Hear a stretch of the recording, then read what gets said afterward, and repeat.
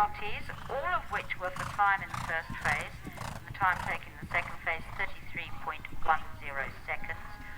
For Tyler and Anthony Hotspur, they had 4 penalties in 33.88 seconds. We're watching Heidi Scriven on course now. She's on number 5, Fly by Skye. Fly by Skye is a thoroughbred by word out of Wings Over Skye from the Jet Master mare. This gelding was born in 2014, which makes him 9 at the moment.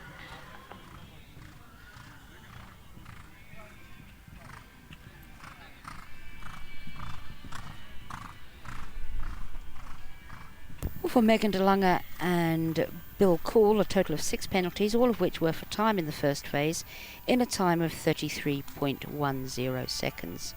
Tyler Skopolitis with Anthony Hotspur had 4 penalties in a time of 33.88 seconds. And we're watching Heidi Scriven on course now with number 5, Fly by Skye, a thoroughbred by byword out of the Jetmaster mare Wings Over Skye.